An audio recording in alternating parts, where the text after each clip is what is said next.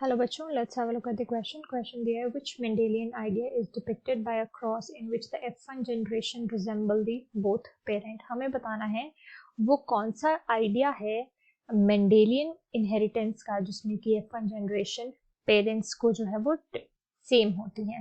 ठीक है, सो अगर यहाँ की कॉन्सेप्ट की बात करें, सो की कॉन्सेप्ट में हम बात करेंगे about the Mendelian inheritance. Grigor Mendel, जिन्हें फादर ऑफ जेनेटिक्स कहा गया है, क्योंकि उन्होंने हमारे पास ऐसे कॉन्सेप्ट दिए थे कि जो जीन्स हैं उन्हें हम कहते हैं हेरिडिटरी मटेरियल। ठीक है, और ये जो हेरिडिटरी मटेरियल है ये फ्रॉम जनरेशन टू जनरेशन जो है वो पास ऑन होते हैं।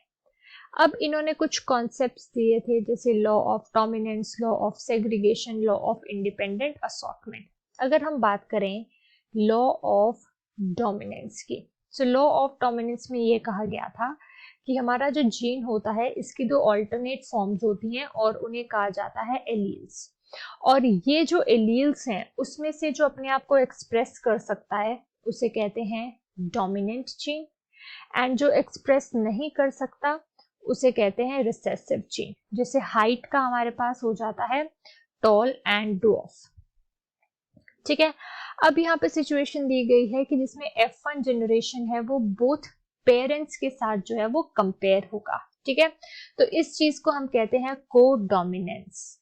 अगर हमने डोमिनेंस की बात की, लॉ ऑफ डोमिनेंस, तो एक एक्सप्रेस करेगा एक एक्सप्रेस नहीं कर सकता, लेकिन को डोमिनेंस में ये चीज देखने को मिलती है कि जो F1 जनरेशन है राइट, उसमें दोनों पेरेंट्स का करेक्टर देखने को मिलता है।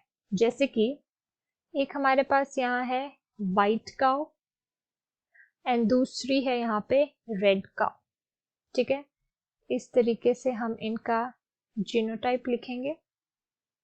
ओके, जब इनके बीच में क्रॉस होगा तो हमारे पास कुछ इस तरह से आएगा, और इसका कलर कैसा होगा, इसका कलर होगा रोन। सो ये हो जाता है हमारे पास लॉ ऑफ कोडोमिनेंस का बात कर रहे हैं। ठीक है, तो रिजेंबल बोथ द पेरेंट्स, यहाँ पे दोनों पेरेंट्स से करेक्ट है, तो हमारा आंसर हो जाएगा लॉ ऑफ कोडोमिनेंस।